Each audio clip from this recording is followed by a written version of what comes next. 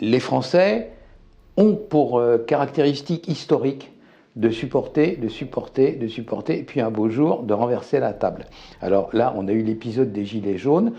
Si les choses continuent à se dégrader en matière de sécurité, le pillage des campagnes, les cambriolages à répétition, les gens poignardés à droite et à gauche par des individus qui n'ont rien à faire là.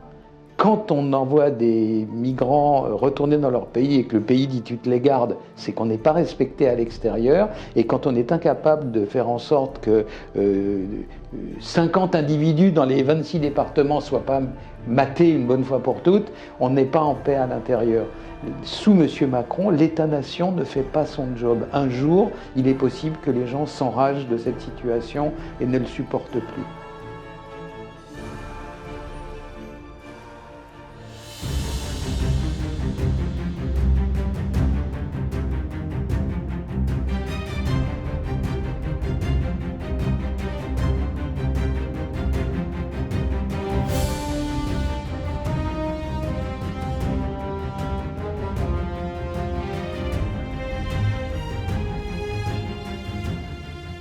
Bonjour Xavier Hofer. Bonjour. Les lecteurs de Boulevard Voltaire vous connaissent bien, mais c'est la première fois qu'on vous reçoit dans le nouveau studio de Boulevard Voltaire, pour la première fois pour ce grand entretien du dimanche, BV dans votre salon. Première question, Xavier Hofer, attaque au couteau à la gare du Nord, attaque au poinçon, en tout cas à l'arme blanche, et de nombreuses attaques au couteau dans plusieurs villes de France en quelques jours. Comment va l'insécurité en France, Xavier Hofer? Question très vague. Alors, l'insécurité va bien. Les Français, moins. Maintenant, les attaques au couteau, les attaques au poinçon, les attaques à la machette, les attaques à toutes les formes d'armes blanches possibles et imaginables, c'est par crise. Ça va, ça vient. Donc, à un moment donné, il y a une espèce d'émotion, les gens disent oui, mais quand même. Là, ce qui est grave, c'est que la gare du Nord, c'est la principale gare d'Europe en matière de fréquentation. Donc, on est censé être un pays intégré à l'Europe. On est dans une gare qui reçoit tous les trains, comme son nom l'indique, du Nord et en partie de l'Est de l'Europe, des TGV, des trains qui vont vers la Belgique, les Pays-Bas, l'Angleterre. Ça fait quand même franchement désordre, quoi. D'autant plus, comme les émeutes, vous savez, où il y a des jeunes victimes de l'exclusion là, qui jettent des cocktails Molotov sur la police, qui cassent tout, qui brûlent les voitures, ça n'arrive nulle part ailleurs en Europe. C'est-à-dire qu'en tout et pour tout, une émeute en Grande-Bretagne, il y en a une qui a 10 ans, puis depuis rien. Chez nous, c'est pratiquement tous les jours. Alors, c'est pas normal, et le fait que le gouvernement, on ne parle même pas d'être capable de résorber cette vague criminelle, mais même de l'envisager, de la comprendre, commence à être préoccupant. C'est-à-dire qu'il se crée une espèce de gouffre entre, d'un côté, ce qu'on nous raconte au niveau officiel, ou ce qu'on tait au niveau officiel en faisant comme si ça n'existait pas, et deuxièmement, la réalité vive les gens. Alors, on va parler évidemment des politiques qui sont en charge théoriquement de régler ce problème, mais on a l'impression qu'il y a une forme d'acceptation de la situation. On se contente de peu. Il y a un peu moins de voitures qui brûlent le soir de la Saint-Sylvestre par rapport à l'année précédente. Eh bien, on en fait une sorte de victoire. Il y a certaines statistiques baissent. On parle de baisse globale de l'insécurité, alors que les autres montent en flèche. Finalement, on se contente de peu et finalement, on se contente de critiquer les Français qui auraient un sentiment d'insécurité, alors même que cette insécurité ne fait que progresser, quoi qu'en disent les officiels. Ça tient à la raison suivante. Que voulez-vous qu'ils fassent d'autre ? Ils ne sont pas capables de résorber l'insécurité et ils sont simplement capables de dire oui, mais l'augmentation diminue, vous savez, au lieu de monter de 10% par an, ça n'augmente plus que 5% par an. Alors c'est une victoire. Mais tout ça ne trompe personne. C'est-à-dire ce que voient les gens dans la rue, ils le voient. Et la différence, j'insiste, parce que dans le passé, de telles situations ont pu devenir et parfois sont devenues extrêmement problématique quand vous avez une trop grande différence entre le ressenti, le vécu des gens et puis ce qu'on leur dit dans les médias et ce que disent les officiels. Au bout d'un moment, ils risquent de faire une grosse colère, quoi. Alors, bien entendu, quand vous voyez hier, par exemple, ou avant-hier, à Nantes, des gens ont appelé la police à plusieurs reprises parce que dans un quartier de Nantes, ville qui était parfaitement paisible et qui est devenue un coupe-gorge du centre jusqu'à sa périphérie, vous aviez eu plusieurs fusillades à la suite. Quand les gens entendent d'une fusillade, quand leurs enfants se réveillent en disant « Maman, qu'est-ce qui fait boum boum ?» etc., ça n'est pas un sentiment. C'est quelque chose de parfaitement, clairement ressenti comme effrayant, et notamment effrayant dans sa réalité. Je cite un cas qui s'est produit voilà une semaine à Nîmes. Il y a eu une fusillade dans un des quartiers de Nîmes, qui est le quartier Pisevin, là, qui est un marché de la drogue à ciel ouvert.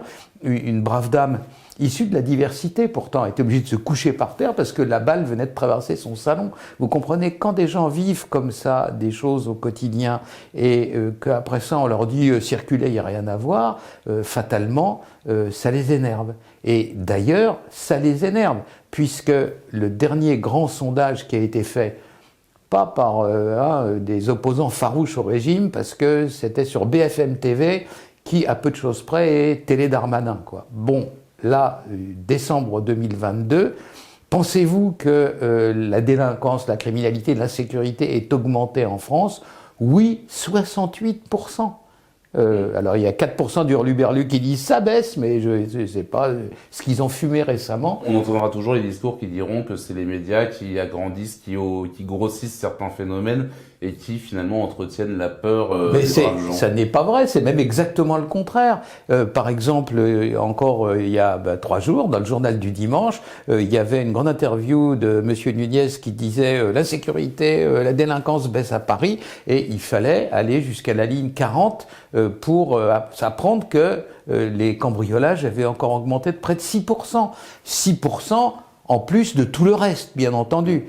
C'est-à-dire que quand vous avez de l'eau jusqu'aux chevilles et que l'eau monte de 10%, au lieu d'en avoir jusqu'à la cheville, vous en avez jusqu'au mollet, c'est pas très grave. Mais quand vous avez de l'eau jusqu'à la bouche et que ça augmente de 10%, vous êtes noyé. Hein. C'est ça la réalité des choses. Donc tout ça, le discours entier du système, du gouvernement et de ses médias asservis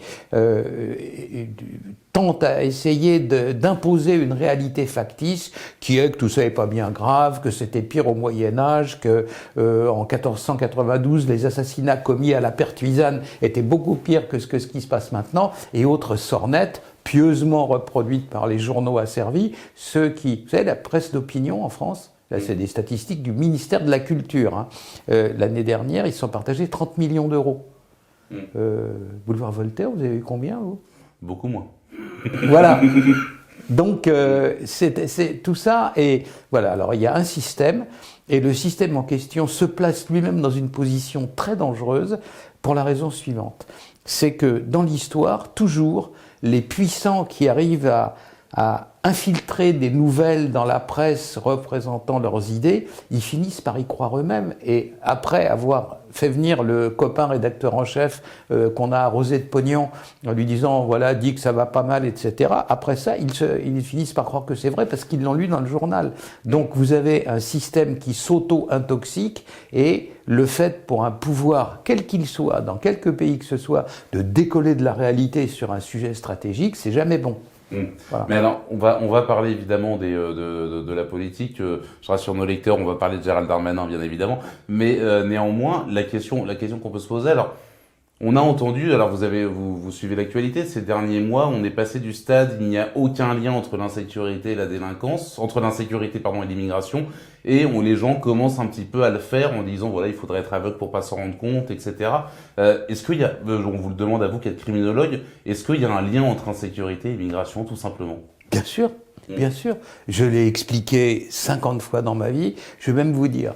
Une fois, on m'a invité, c'était une espèce de défi, j'avais devant moi un public d'une centaine de jeunes garçons et filles de 15, 16, 18 ans, issus de l'immigration, tous. Tous étaient originaires du Sahel ou du Maghreb. Et le sujet, c'était une des radios un peu communautaires qui m'avait dit « T'es pas capable ?» J'ai dit « Mais bien sûr que si, quand vous voulez. » Et donc, j'ai été en face d'eux pendant plus d'1 heure et je leur ai expliqué. Et à la fin, ils sont venus vers moi en disant « Bon, ouais, on a compris, pourquoi les gens ils se fâchent, pourquoi ils hurlent, etc. » Tout ça est très clair. La situation est très claire. Toute première vague migratoire est criminogène.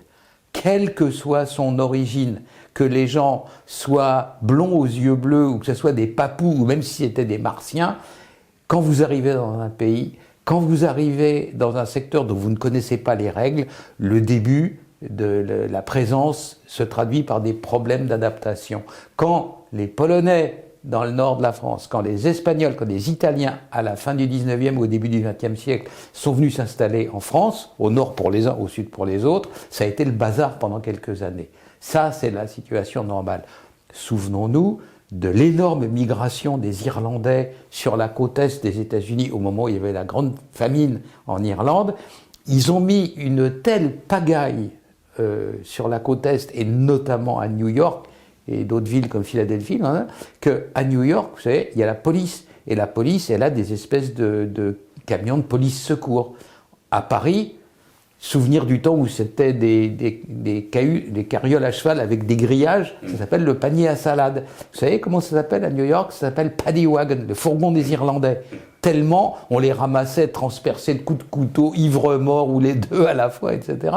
Donc oui, toute première vague de migration est criminogène. Alors en France, on a dépassé le stade de la première vague quand même. Mais bien entendu, pourquoi? Parce que dans le cas des États-Unis, quand chassés ou persécutés par le régime tsariste, quand les Juifs sont venus à New York, la première génération, il y en a beaucoup qui étaient gangsters. Meyer Lansky, Bugsy Siegel, etc. Ok, l'intégration s'est faite. La deuxième génération, ils étaient médecins, avocats, tout allait bien. Ce qui se passe en France, c'est que soit l'intégration n'était pas possible, soit elle a été loupée. Moi, je suis pas sociologue, hein, c'est pas à moi de décider, mais on en est maintenant à la troisième ou quatrième génération dans laquelle ces virtualités criminelles existent toujours. Donc là, oui, effectivement, il y a un vrai problème.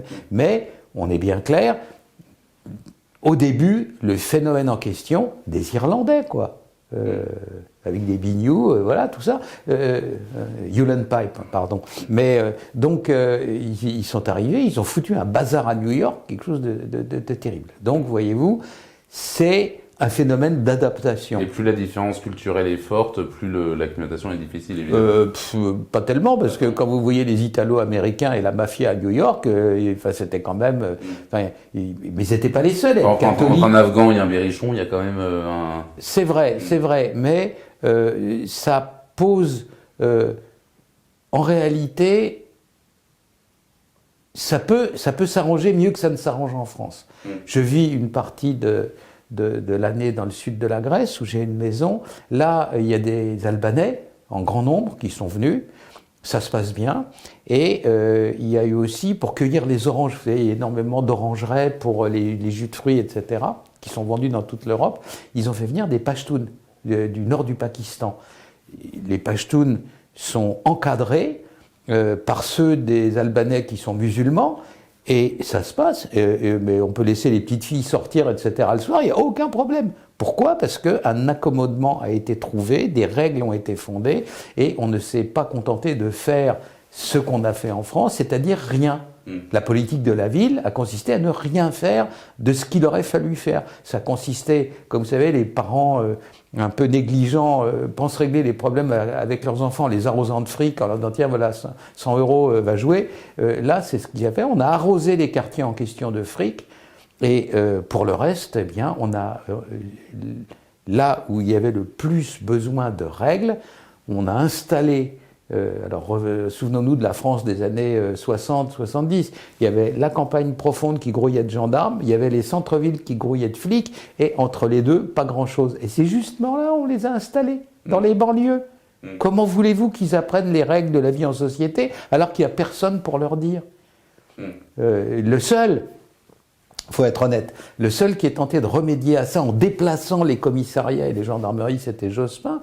Il n'y est pratiquement pas arrivé. Pourquoi? Parce que les syndicats de policiers ont dit non, c'est bien, tout comme ça, là, ils sont là où ils veulent être, c'est pas important. Et à grand-peine sur... à l'époque, 120 000 policiers, il a réussi à en déplacer 2-3 000. C'est-à-dire que là où, un enfant de 4 ans comprend que s'il y a une cité où il y a des racailles qui dominent, on met un commissariat au milieu, eh ben, ça va mieux, ou une gendarmerie au milieu, selon la zone de police de gendarmerie, ça va mieux, à condition qu'ils aient l'autorisation de faire leur boulot. Voilà, et on en revient, effectivement, on a parlé de règles, on a parlé de l'autorisation de faire son boulot, on en vient au problème fondamental, qui est, On a des politiques qui n'assument pas d'exercer leur mission régalienne et une justice qui visiblement laisse croire que tout est permis. On enfonce toutes les portes ouvertes aujourd'hui, mais voilà, il faut commencer par ça. Faut que le sol soit plat pour qu'on voit le paysage. Et donc, que se passe-t-il ? Il se passe que Monsieur Hollande, c'était pas grand-chose. Il y a un proverbe chinois qui est un peu méchant qui dit un poisson mort ne remonte pas le courant. Eh ben voilà, c'est un poisson mort, donc il a laissé aller les choses à volo. Il a eu cette excellente idée qui consistait à envoyer les immigrés, légaux ou pas, par petits paquets dans les villes moyennes et dans les petites villes à partir de 2015. Et donc c'est depuis lors qu'il y a des zones entières de la France qui sont en train de se transformer en Seine-Saint-Denis, quoi. Les phénomènes sont les mêmes. Oui, qu'on a Nantes, Bordeaux, Toulouse, même les villes moyennes. Vous plaisantez. L'autre jour, il y a eu une émeute dans un village qui se trouvait à 15 km au sud d'Aubenas.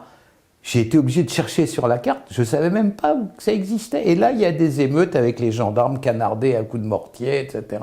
Voilà. Donc la France est en train de se transformer à 9-3. Il y a deux villes symboliques, Alençon et Niort, qui ont toujours été des villes tranquilles et qui sont devenues du jour au lendemain des espèces de plaques tournantes. Et Montluçon, et puis tous les zones de la Montbéliard, au secours, Alençon.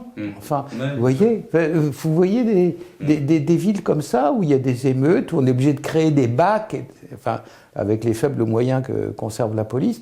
Et donc, il y a les phénomènes qui, il y a 20 ans, affectaient à peu près uniquement quelques périphéries, c'est-à-dire la zone autour de Lyon, la zone autour de Paris. Alors, autour de Marseille, il n'y a jamais d'émeute parce que les caïds dominent tellement qu'ils ont dit non, c'est mauvais pour le business. Donc, quand les voitures avaient brûlé en 2005 et après à chaque fois qu'il y a eu des émeutes, il n'y en a jamais à Marseille parce que, voilà, les quartiers nord sont bien tenus en main et donc, non, voilà, restez tranquille, autrement on se fâche.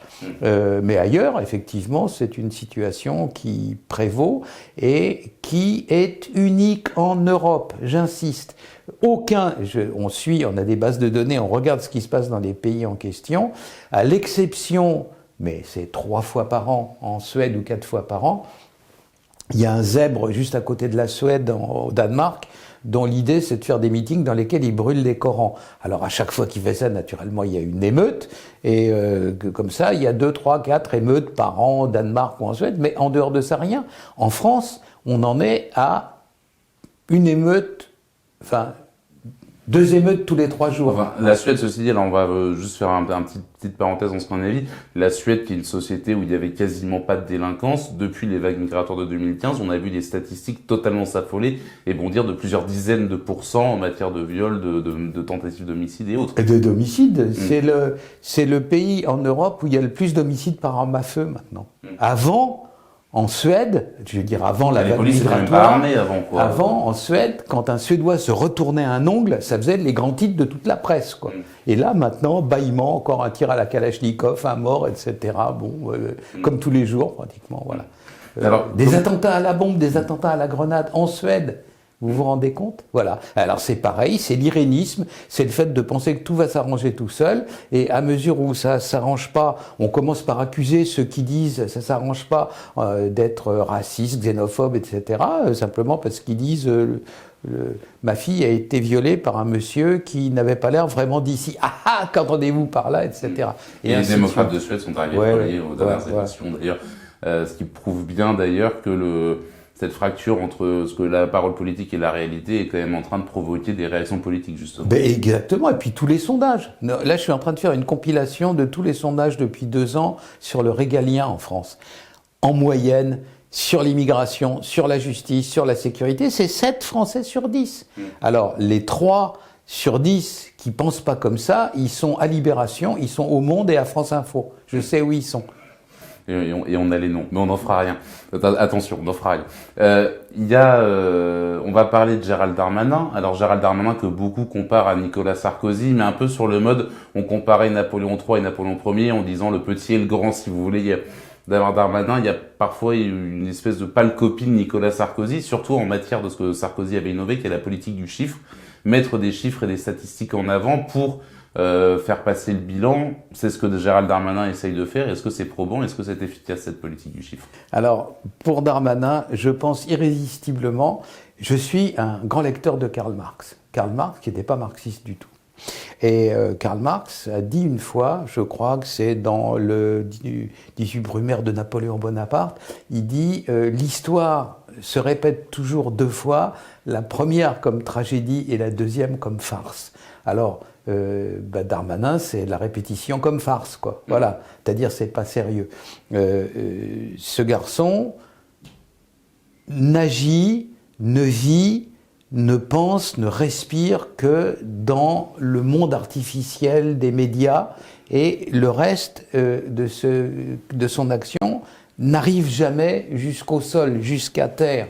Voilà. Donc, chaque fois qu'il y a un truc épouvantable qui se passe, l'immeuble qui a flambé à Vaux-en-Velin, là où il y a eu 10 individus, dont 4 enfants qui sont sautés par les fenêtres et qui se sont tués, et il suffit de lire la petite presse locale. C'est pas une opération de pilonnage de M. Darmanin. C'était une tragédie, 10 morts. La France entière en a entendu parler. Le lendemain, les dealers étaient de retour. Le lendemain, à 20 mètres ils étaient en train de vendre de la drogue. Oui, on précise que ce sont les premiers éléments de l'enquête. Ce sont des dealers qui squattaient les parties communes, qui auraient mis le feu, entraînant ce drame. C'est a priori les premiers éléments. Les premiers éléments, on n'a pas encore la preuve formelle, mais que le feu ait été mis par la reine d'Angleterre, ou le fait est qu'il y a eu cette tragédie, et le lendemain, les dealers étaient de retour. Alors, qui peut le plus, peut le moins. S'il y a une tragédie comme ça, et si le lendemain, les dealers sont de retour, qu'est-ce qui se passe quand M. Darmanin pilonne? Voilà. Mais est-ce que Gérald Darmanin est responsable de ce petit immeuble de Vaux-en-Velin? Est-ce que c'est pas trop facile de tout lui mettre sur le dos? La réponse est claire.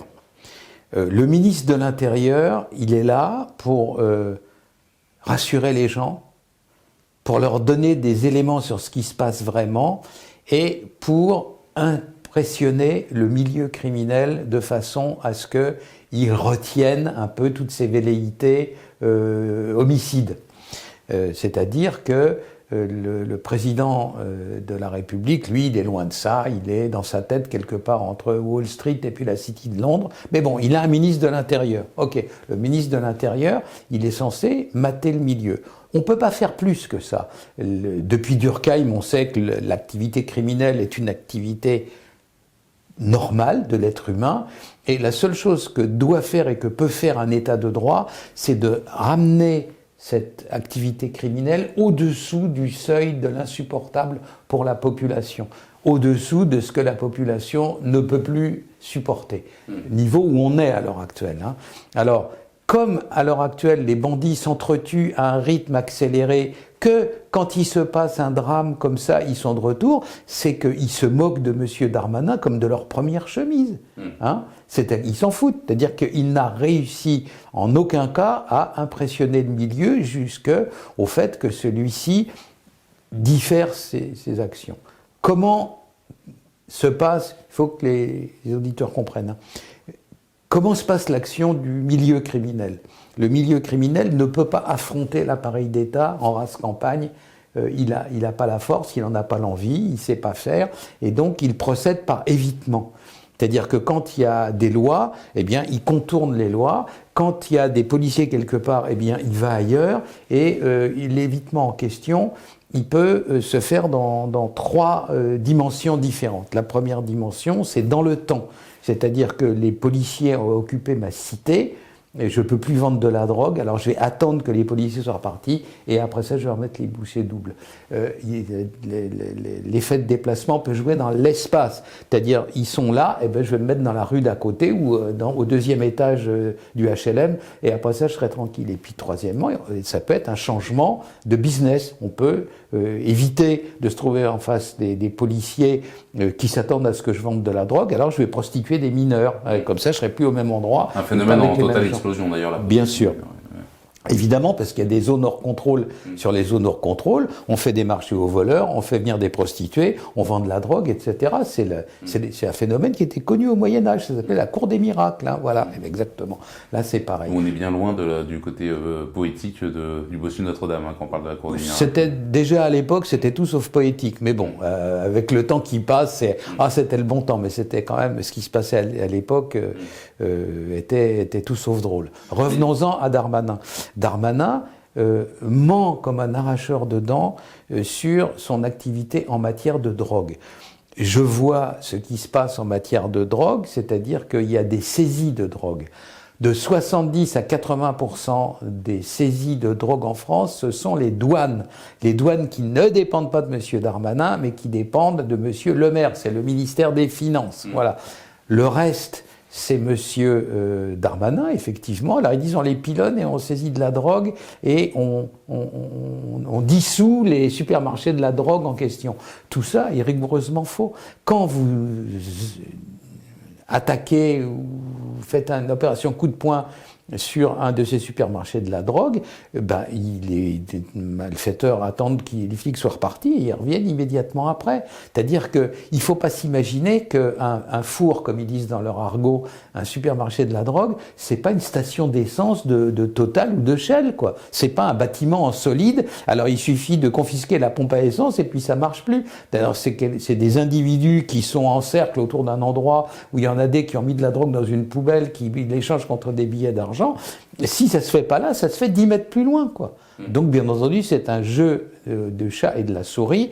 Et regardez un peu, lisez dans le journal, la police est arrivée à tel endroit, elle a confisqué 3 kilos de cannabis. Vous savez combien la France fume de cannabis? Plus d'une tonne par jour. Plus de 1000 kilos par jour, c'est-à-dire en gros 400 tonnes par an, 360 jours, 400 tonnes, un peu plus d'une tonne par jour. Alors là, les saisies sont dérisoires. Et maintenant, je vais vous parler de pire encore, de la cocaïne. La cocaïne, cette année, ce qui est arrivé dans les différents ports européens, Anvers, Rotterdam, Le Havre, au sud de l'Espagne, Algeciras, dans le sud de l'Italie, etc., Gioia Tauro et des autres ports, ça représente à peu près, je ne parle pas de ce qui a été intercepté, je parle de ce qui est arrivé, de ce qui a été livré aux caïds et aux dealers. C'est 1500 tonnes de cocaïne pure. 1500 tonnes de cocaïne pure. Toutes les analyses de tous les chimistes, de tous les laboratoires disent que maintenant elle est coupée à 40%, 1500 tonnes, 40% d'excipients, 2100 tonnes. 2100 tonnes sont arrivées, en gros, dans l'Union européenne. Arrivées à bon port, on ne parle pas de ce qui a été saisi.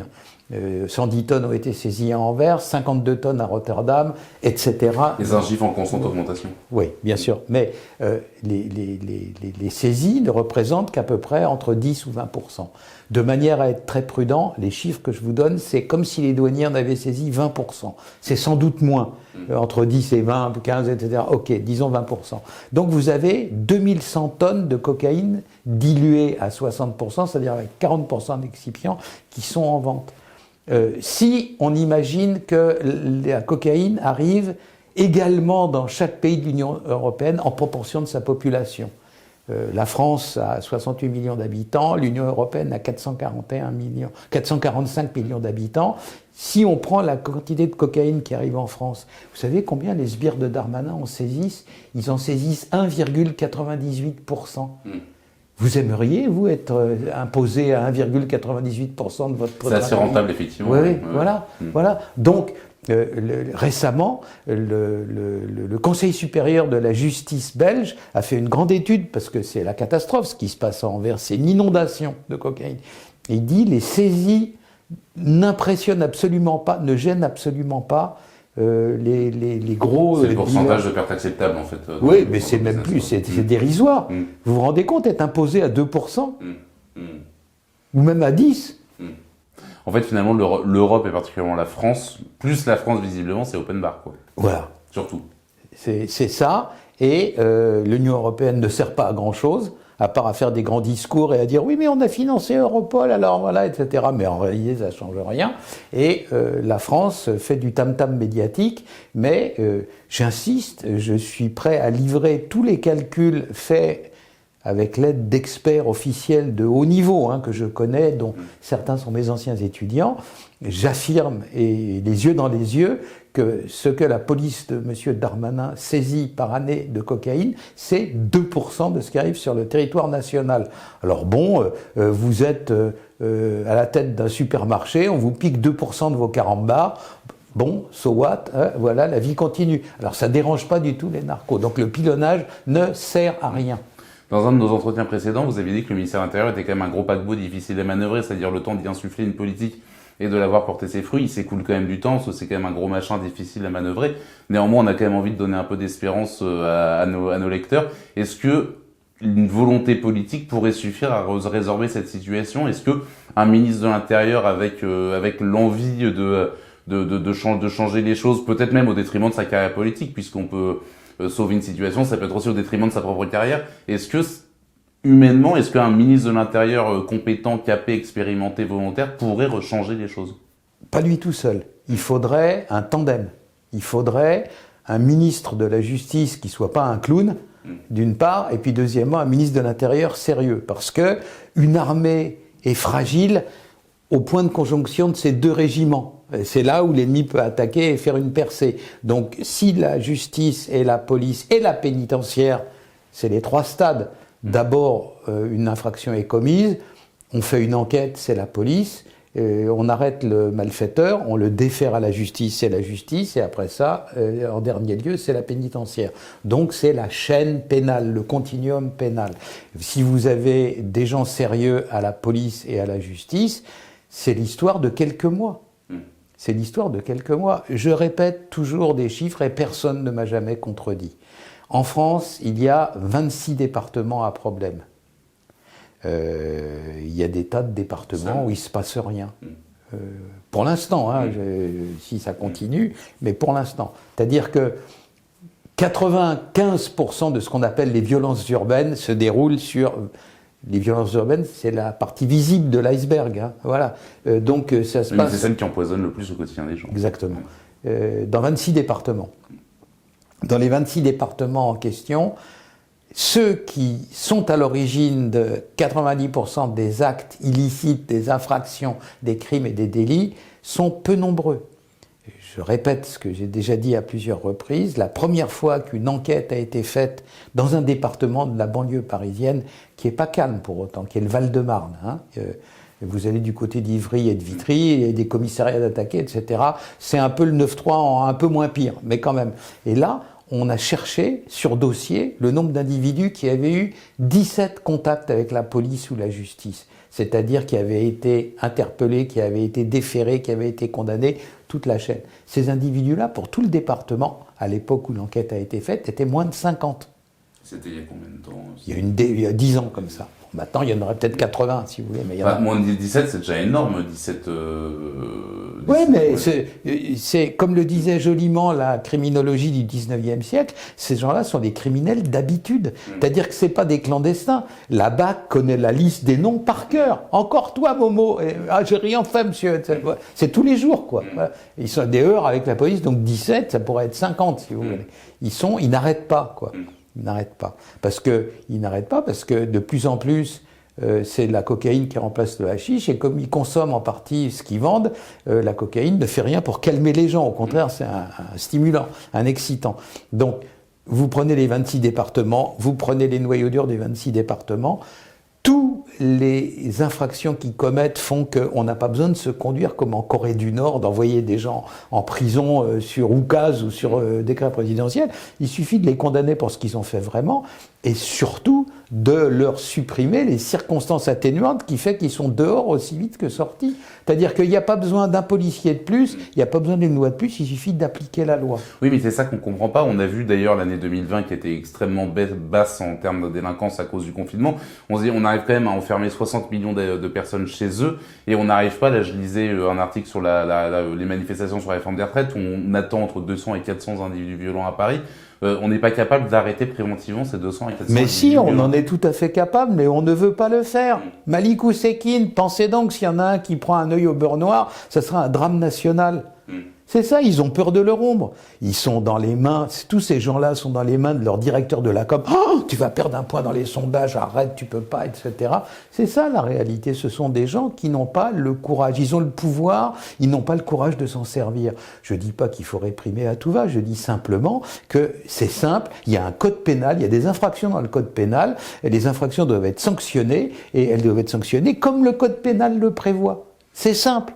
C'est enfantin. Un enfant de 4 ans comprendrait. On en vient au point faible de la justice, du coup. Mais non, mais on a des policiers quand même assez compétents qui arrêtent indéfiniment les mêmes personnes et qui sont indéfiniment relâchés. Vous savez, à l'Institut de criminologie, j'ai eu beaucoup d'étudiants, garçons et filles, qui sont devenus magistrats. Leur vie est impossible. J'en connais un, l'autre jour, il était au bord du désespoir, il a 300 dossiers sur son bureau.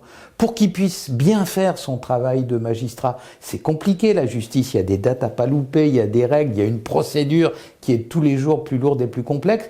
Il a 300 dossiers, il faudrait qu'il en ait 30 sur son bureau. Vous savez quoi? La France, par tête d'habitant, par rapport aux autres pays de l'Union européenne, a moins de procureurs que l'Albanie. On a une justice de clochards. Les malheureux magistrats ne peuvent pas faire leur boulot. Alors bon, là-dedans, comme dans la vie, vous avez vu que 68% des gens pensent que la criminalité, il y a 4% qui pensent que tout va bien, que la vie est belle et tout. Là, chez les magistrats, c'est pareil. Il y a 4-5% de gauchistes. Il y en a d'autres qui votent pour le syndicat de la magistrature parce que sincèrement, ils pensent que ça pourrait améliorer les choses. Mais c'est la grande majorité des magistrats sont des gens qui font un travail ingrat, dangereux, et qui le font du mieux possible. Simplement, ils ne peuvent pas le faire. La pauvre Madame Belloubet, qui était... On n'a pas de chance, parce que la Belloubet d'abord, et puis Dupond-Moretti ensuite... On rappelle que c'était la garde des Sceaux de François Hollande, parce qu'il y a effectivement... Non, c'est d'Emmanuel Macron, on va voir encore mieux. D'Emmanuel, oui, effectivement.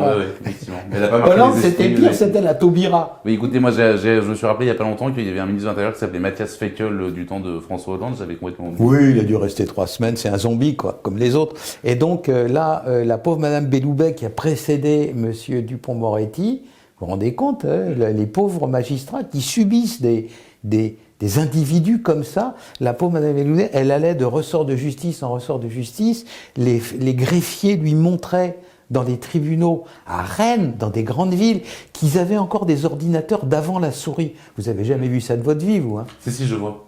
C'est comme les Pac-Man, faut monter, des ondes comme ça, etc. Des ordinateurs qui communiquent pas entre eux, qui, bien entendu, communiquent pas avec ceux de la police, parce que pour faire des statistiques un peu sérieuses. Et elle disait, ah mon Dieu, mais c'est horrible. Elle disait à son directeur de cabinet, machin, vous notez, et puis elle passait à un autre centre de justice. Voilà. Faisait la câlinothérapie, en fait. Ouais, mais non, même pas. Elle découvrait la Lune, quoi. Récemment, vous avez vu ce qui s'est passé à Nantes. Voilà, oui, les mecs, encore là, hier, un type a failli être tué, il a pris 2 balles dans la jambe, etc. C'est tous les jours les flingages à Nantes. Il y a 5 procureurs pour la ville de Nantes, la moyenne européenne, la moyenne du Conseil de l'Europe, où on évalue les justices au niveau du continent entier. Dans le Conseil de l'Europe, il y a la Moldavie, il y a l'Albanie, il y a des pays qui croulent pas sous l'or, quoi, qui sont beaux. La moyenne des procureurs, c'est 18 pour une ville comme Nantes. La France en a 5. On a une justice de clodo. Voilà, c'est ça. Comment voulez-vous que ça marche? C'est pas la peine que ces gens-là n'ont absolument, pour l'immense majorité d'entre eux, aucune volonté de saboter leur boulot. Ils n'ont pas les moyens de le faire. 5 à la place de 18, enfin. Pour une ville comme Nantes qui est devenue extrêmement criminalisée. Bon, pour conclure, qu'est-ce qu'il faut faire? Il faut attendre 2027 en espérant que les choses changent. Qu'est-ce que... Je peux pas vous dire, je suis pas directeur de conscience, je peux pas dire à la place des gens ce qu'ils devraient faire. J'ai une crainte. Les Français ont pour caractéristique historique de supporter, et puis un beau jour, de renverser la table. Alors là, on a eu l'épisode des Gilets jaunes. Si les choses continuent à se dégrader en matière de sécurité, le pillage des campagnes, les cambriolages à répétition, les gens poignardés à droite et à gauche par des individus qui n'ont rien à faire là. On peut parler de la petite Lola, d'ailleurs, enfin, de tous ces Oui, drames non, qui ont mais, scandalisé les OQTF. Enfin, voilà, les voilà. OQTF, 120 000 par an Mm. partaient. Ben, ils sont encore là, 95% d'entre eux. Il y a 8 000 qui devaient partir dans tel ou tel pays du Maghreb, il y en a 4 qui sont partis. Enfin, une fois de plus, il faut revenir à l'essentiel. Raymond Aron, qu'est-ce que l'État-nation? C'est respecter à l'extérieur, en paix à l'intérieur. Quand on envoie des migrants retourner dans leur pays et que le pays dit tu te les gardes, c'est qu'on n'est pas respecté à l'extérieur. Et quand on est incapable de faire en sorte que 50 individus dans les 26 départements soient pas matés une bonne fois pour toutes, on n'est pas en paix à l'intérieur. Sous M. Macron, l'État-nation ne fait pas son job. Un jour, il est possible que les gens s'enragent de cette situation et ne le supportent plus.